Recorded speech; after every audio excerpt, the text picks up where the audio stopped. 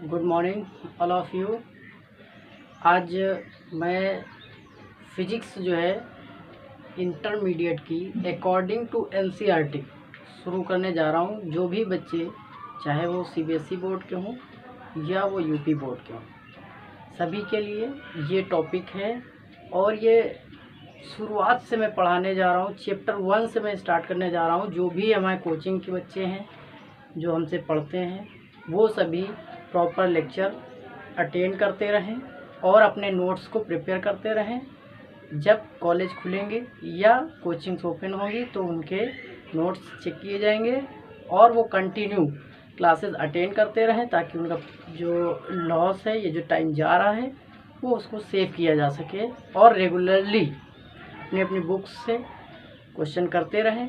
बाकी मैं पीडीएफ आपको क्वेश्चन प्रोवाइड करता रहूँगा। जो रिलेटेड टॉपिक के क्वेश्चंस होंगे, न्यूमेरिकल्स हों या कंसेप्चुअल क्वेश्चंस हो, ऑब्जेक्टिव टाइप हो, वो मैं आपको रेगुलरली अपडेट करता रहूँगा, लिंक देता रहूँगा। और आप लोग जो है क्लास रेगुलरली अटेंड करते रहें। कोई भी बच्चा इधर उधर ना घूमे और रेगुलर क्लास अटेंड करे।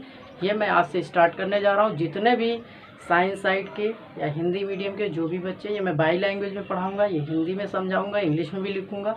तो आप लोग जो है आराम से अपने नोट्स बना सकते हैं, कोई दिक्कत नहीं आने वाली है। चलिए शुरू करते हैं, ज़्यादा टाइम नहीं वेस्ट करेंगे और अपने टॉपिक पे आते हैं। जैसा कि आप देख रहे हैं, आज जो हमारा सबसे पहला चैप्टर है, चैप्टर नंबर 1, वैद्युत आवेश तथा क्षेत्र। आज हम फिजिक्स के अंतर्गत ये जानने वाले हैं कि वैद्युत क्षेत्र और आवेश से क्या मतलब है, क्या अभिप्राय है। What is the charge, actually charge क्या है, हम इसके बारे में पहले चर्चा करेंगे। Then after we move to the electric field. तो फर्स्ट ऑफ ऑल क्वेश्चन ये है कि आवेश क्या है, व्हाट इज़ इलेक्ट्रिक चार्ज, आवेश है क्या।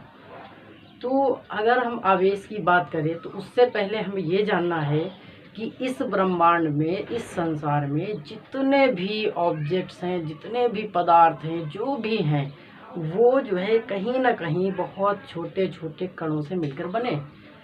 आजकल तो टेक्नोलॉजी बड़ी एडवांस हो गई है, तो हम लोगों ने वो सारे पार्टिकल्स खोजे, बहुत सारे पार्टिकल्स हमारी खोज में आए। लेकिन उनमें से जो 3 पार्टिकल्स हैं जिनको हम बेसिक पार्टिकल कहते हैं, the 3 most common elementary particles, मूल कण नाम दिया गया, एलिमेंट्री पार्टिकल, मूल कण 3 रखे गए हैं। नंबर 1 इलेक्ट्रॉन, नंबर 2 प्रोटॉन और नंबर 3 न्यूट्रॉन। 3 हमारे मूल कण हैं। सबसे पहले हम इन मूल कण के बारे में जानते हैं।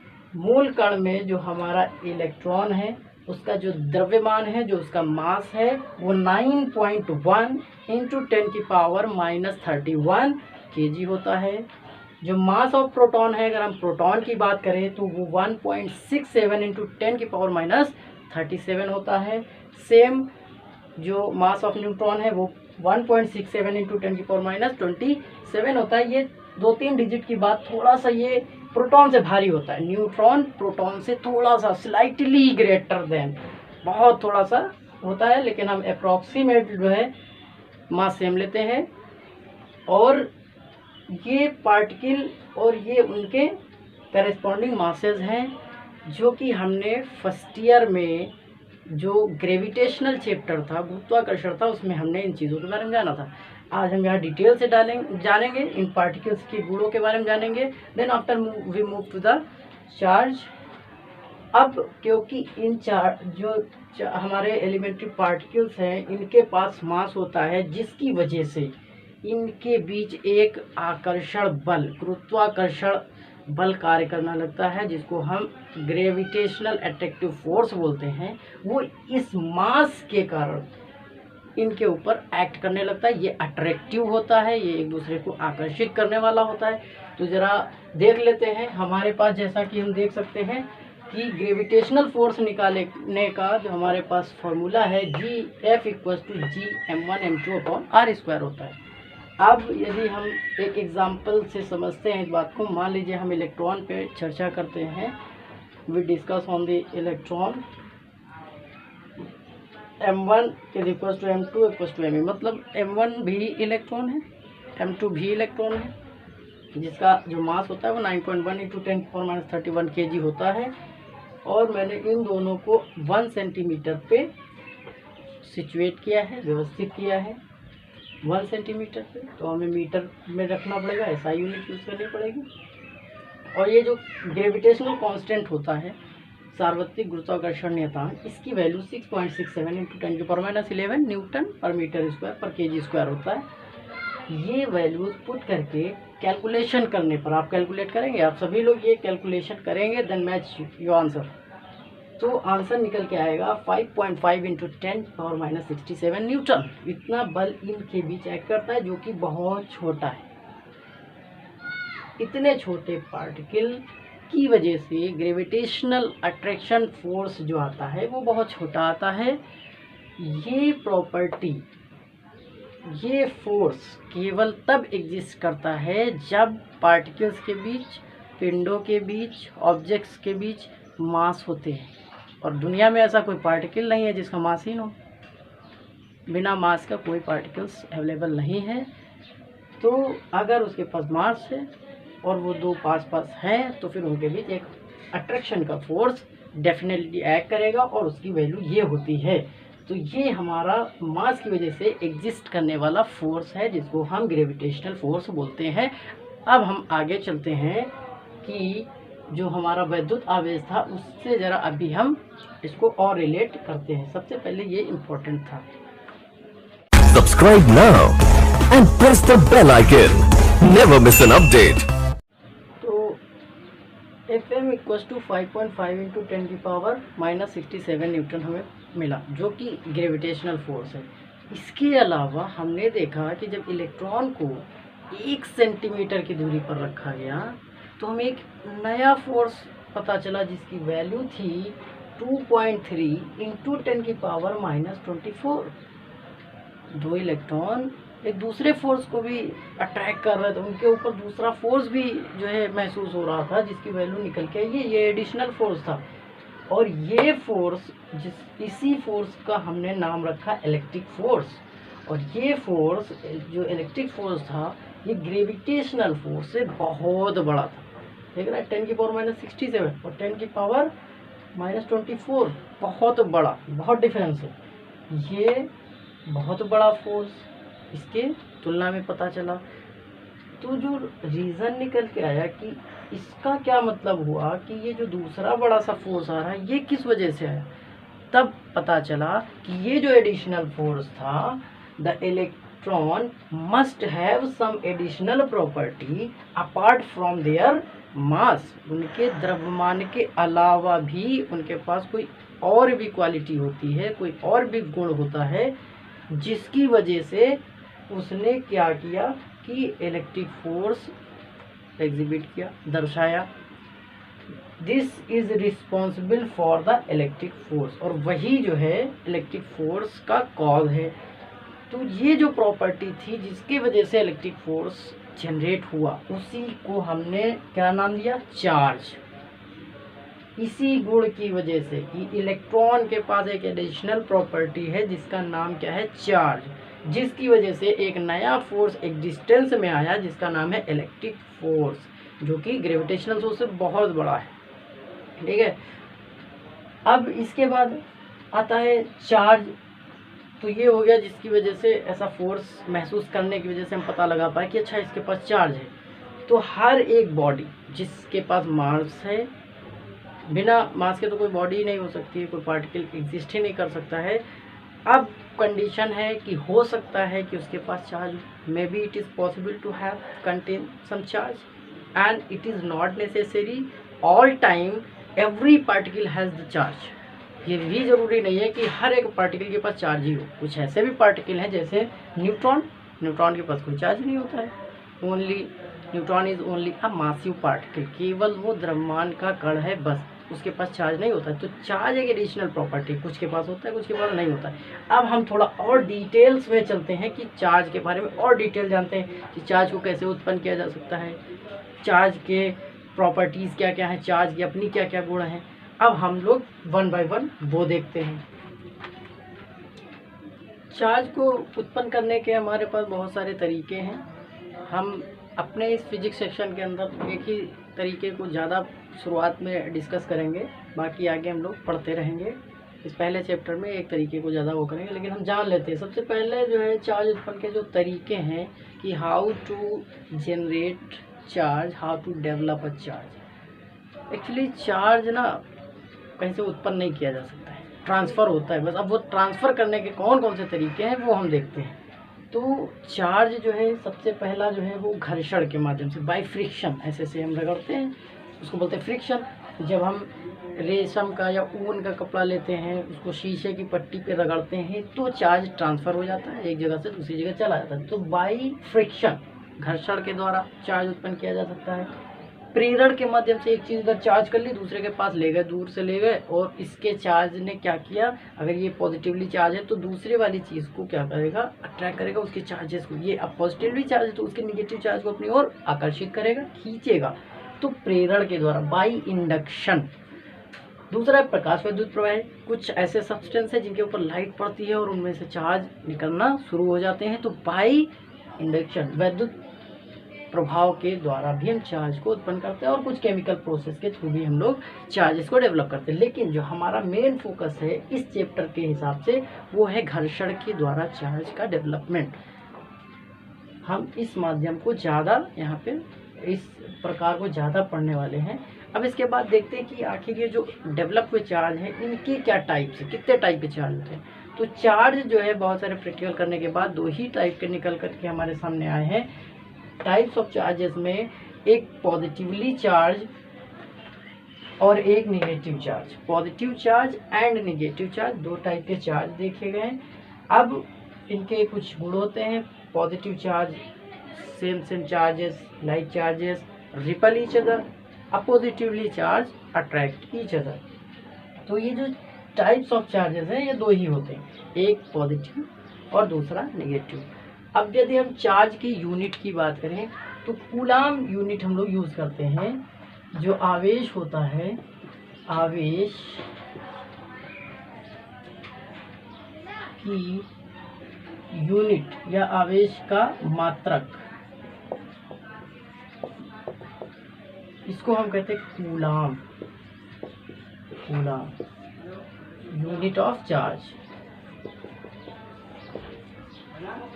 यूनिट ऑफ चार्ज क्या होता है, कूलाम।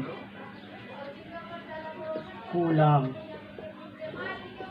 ये इम्पोर्टेंट है। कूलाम जो है वो आवेश की यूनिट होती है, ये एसआई यूनिट है, आपको इसको याद रखना है। जब भी चार्ज लिखेंगे, पॉजिटिवली चार्ज हो तो भी कूलाम, नेगेटिव यूनिट है। कूलाम जो है वो क्या है, चार्ज की यूनिट है।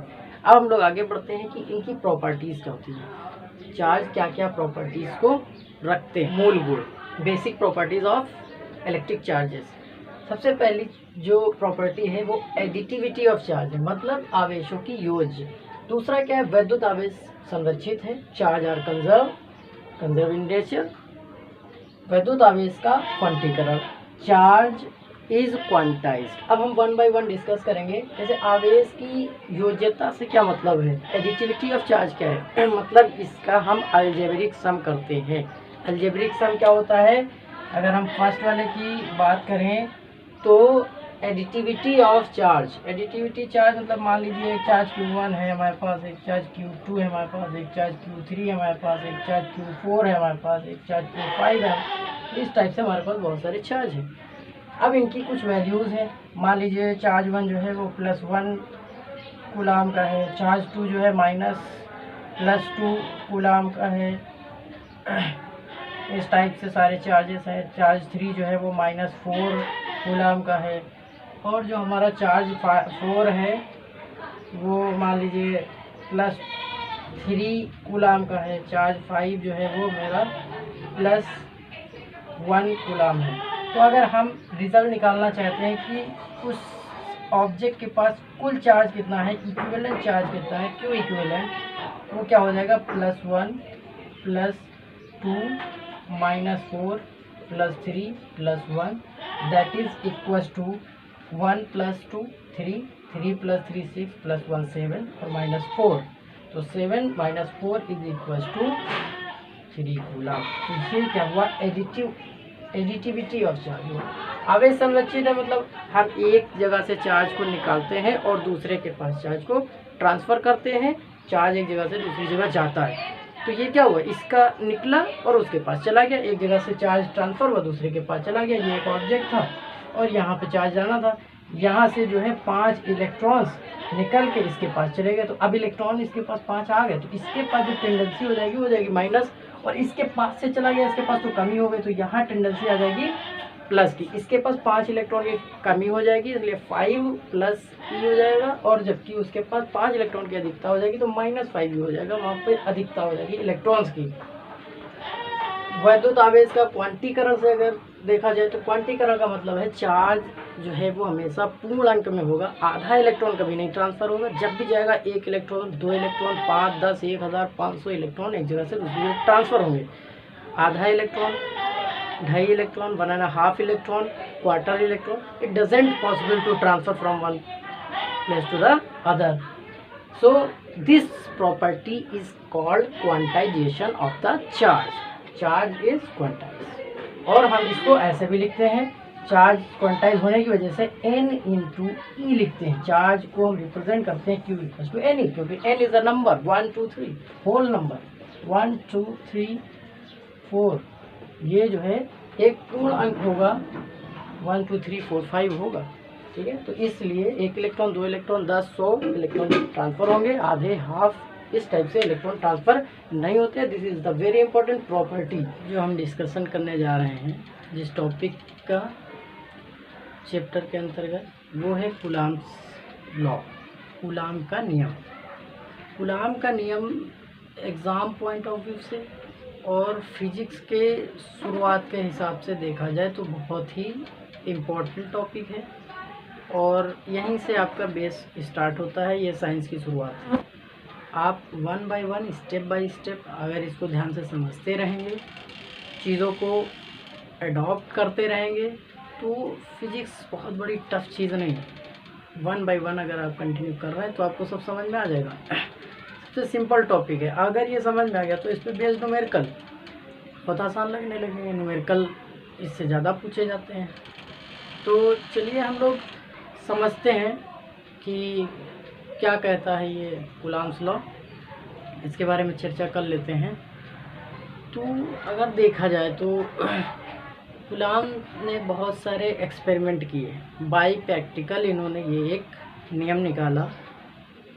इन्होंने देखा कि जो भी पदार्थिक कण होते हैं अगर वो कुछ दूरी पे रखे होते हैं तो उन पे एक गुरुत्वाकर्षण का फोर्स तो लगता ही लगता है, साथ में एक एक्स्ट्रा फोर्स भी उन पर एक्ट करता है। और एक्सपेरिमेंटली इन्होंने जब उसको चेक किया तो देखा अगर 2 चार्ज पार्टिकल जो स्थिर हों अपनी जगह पे और रख दिए जाएं तो वो भी एक अलग का फोर्स दिखाते हैं, जिसको इन्होंने इलेक्ट्रोस्टैटिक फोर्स, वैद्युत बल का नाम दिया। और ये बल की खास बात ये है कि ये उन दोनों आवेशों के जो परिणाम होते हैं, परिमाण जितना होता है उनके मल्टीप्लाई, उनके गुणनफल के समानुपाती होता है ये फोर्स। इस फोर्स की जो डिपेंडेंसी लेंथ के साथ है वो इस दूरी के वर्ग के व्युत्क्रमानुपाती होता है। उन दोनों आवेशों के बीच की जो दूरी होती है उसके वर्ग के व्युत्क्रमानुपाती होता है। तो चलिए देखते हैं कैसे क्या हुआ इसमें। इन्होंने कहा कि अगर 2 स्थिर बिंदु आवेश एक दूसरे से कुछ दूरी पे रख दिए जाए तो इन पर एक वैद्युत बल कार्य करता है, और इसको इन्होंने प्रयोगों द्वारा अध्ययन किया। मान लीजिए एक हमने ए पॉइंट पे चार्ज Q1 रखा, बी पे Q2 चार्ज रखा, इन दोनों के बीच की जो डिस्टेंस है वो कितनी है, r मीटर। तो इनके बीच लगने वाला जो बल है वो F is proportional to Q1 Q2 होगा, F is inversely proportional to 1/r² होगा, और अगर दोनों को मिलाया जाए तो F is proportional to Q1 Q2 upon r²। अब हमें पता है कि फिजिक्स में जब भी कोई प्रोपोर्शनल साइन आता है तो उस प्रोपोर्शनल साइन को हटाने के लिए हमें कांस्टेंट वैल्यू यूज़ करते हैं, नियतांक लाते हैं। तो यहाँ पे हमने इस प्रोपोर्शनल को हटाया, F equals to K Q1 Q2 upon r²। अब क्योंकि ये फोर्स है इसलिए इसकी यूनिट जो होगी, इसका जो मात्रक होगा वो न्यूटन होगा। तो ये इन्होंने फॉर्मूला दिया। अब यहाँ पे बात आती है ये के क्या है। ये जो के है ये कांस्टेंट वैल्यू है। तो ये जो नियतांक है इसका मान जो होता है वो के इक्वल टू 1/4πε0 कैपिटल के। अब ये जो कैपिटल के है इसको प्रवैधतांक कहते हैं। भाई ये मान लीजिए सिस्टम जो है जो दोनों चार्ज रखे हैं, हो सकता है कैरोसिन के अंदर रखे हो सकता है वाटर के अंदर हो सकता है दो चार्ज रखे हों उनके बीच में मोम भर दिया गया हो या कुछ भी ऐसा मीडियम अवेलेबल हो वहाँ पे। तो उस टाइम पे हमें इस के की भी ज़रूरत पड़ती है। इसको पदार्थ का परावैधतांक कहते हैं, dielectric constant of the material. अब एयर में ही हम लोग ज़्यादातर प्रैक्टिकल करते हैं, इसलिए हम जो फार्मूला पढ़ेंगे वो एयर के लिए फ़िलहाल पढ़ेंगे। बाकी आप बना सकते हैं। ये के की वैल्यू गिवन होगी परावैधतांक और वहाँ पुट करते चले जाएंगे, हमारे न्यूमेरिकल होते चले जाएंगे। एयर के लिए जो के की वैल्यू होती है वो 1 होती है। अब स्मॉल के की वैल्यू निकल के आई, जब हम के की वैल्यू 1 लेते हैं 1/4πε0 जो कि होता है 9.0 × 10⁻⁹ कूलाम स्क्वायर पर न्यूटन मीटर स्क्वायर। निर्वात के लिए जो ε0 यूज़ किया है, निर्वात में एक ε0 टर्म यूज़ हुआ। ε0 का मतलब होता है निर्वात या वायु की विद्युतशीलता, permittivity of free space. Permittivity जो खाली स्पेस होती है उसके अंदर विद्युतशीलता कितनी है, इलेक्ट्रिसिटी पास करने की उसके अंदर कितनी क्षमता है, उस गुण को, उस प्रॉपर्टी को हम कहते हैं परमिटिविटी, विद्युतशीलता। तो परमिटिविटी ऑफ फ्री स्पेस जो वायु होती है या निर्वात जो होता है उसका परमिटिविटी जो होती है वो 8.85 × 10⁻⁻12 कूलाम स्क्वायर पर न्यूटन मीटर स्क्वायर होती है। इस बात पे हमें ध्यान रखना है। ये मात्रक जितने यूनिट्स लिखी हैं ये इम्पोर्टेंट है। कभी कभी इनसे रिलेटेड एग्ज़ाम में क्वेश्चन आ जाता है कि इनकी डायमेंशनल फार्मूला लिखिए, तो अगर ये आपको आता है तो आप इजीली लिख सकते हैं। अब हम लोग जो है इस पे बेस्ड कुछ न्यूमेरिकल प्रैक्टिस करते हैं जो कि बहुत महत्वपूर्ण है एग्ज़ाम के पॉइंट ऑफ व्यू से। और फिजिक्स को समझने के लिए आपको न्यूमेरिकल तो you have to Subscribe now and press the bell icon. Never miss an update. अब जैसे कि आपके सामने बोर्ड पर ये एक क्वेश्चन है कि what is the force between two small charge sphere having of 2 × 10⁻⁻17 coulomb and 3 × 10⁻⁻7 coulomb place 30 centimetre apart in air. चलिए इस न्यूमेरिकल को देखते हैं हम लोग लगा के कैसे सॉल्व होगा। ये कूलाम्स लॉ पे बेस्ड है। दो चार्ज हैं। अकॉर्डिंग टू क्वेश्चन ये कह रहा है कि एक आपका चार्ज जो है वो यहाँ पे है जिसकी जो क्वांटिटी है चार्ज की वो 2 × 10⁻⁻7 कूलाम है और इससे कुछ डिस्टेंस r जो कि दी है 30 सेंटीमीटर पर एक कोई दूसरा चार्ज है जिसके पास जो क्वांटिटी है वो 3 × 10⁻⁻7 कूलाम है। अब पूछा है कि what is the force between two small charge. Question है कि इनके बीच कितना फोर्स है। गिवन है डिस्टेंस हमें 30 सेंटीमीटर, इट मीन्स हम लिख सकते हैं 0.3 मीटर। Q1 जो है वो 2 × 10⁻⁻7, Q2 जो है वो हमारा 3 × 10⁻⁻7 coulomb. According to formula F = KQ1 Q2/r²। Values put करते हैं। F = K की वैल्यू होती है 9 × 10⁹ इंटू Q1 की वैल्यूज हमारी 10⁻⁻7, 3 × 10⁻⁻7 डिवाइडेड बाई r², 0.30 × 0.30 डिवाइड करते हैं। अगर आप ये पॉइंट हटाएंगे इंटू 100 कर देते हैं, 3 × 1 = 3, 3 × 10 = और ये इससे कैंसिल कर देंगे, पॉइंट हटा देंगे तो इसके आगे यहाँ पे 100 मल्टीप्लाई कर लेंगे, 30 है, फिर एक 0 से एक 0 ये भी कैंसिल कर देंगे, 3 बचा अपॉन में, 3 × 1 = 3, 3 × 9। अब ये हमारा 3, अब मल्टीप्लाई करना शुरू कर देते हैं। 3 × 2 = 6, 3 × 2 = 6, इंटू 10 की पावर 9 और 2 ज़ीरो इधर बच रहे हैं, 10 की पावर 9 और 2 ये 10 की पावर 11 प्लस की और माइनस के कितने हैं 7। तो 11 में से -7 करेंगे तो बचेगा 4। कितने न्यूटन का फोर्स एक्ट करेगा यहाँ पे। अच्छा एक 7 ये बचा हुआ है हमारा, तो इसमें हम क्या करेंगे कि अभी 7 7 -14 और ये प्लस का 11, तो कितना आ गया हमारा प्लस का 14 माइनस का 11। घाते ऐसे ही ऐड करेंगे जब मल्टीप्लाई में होंगी। 3 जो साइन बड़ा हो माइनस का, क्योंकि ये बड़ा था ये छोटा था, तो 10 की पावर -3 न्यूटन। ये आपका हो गया आंसर।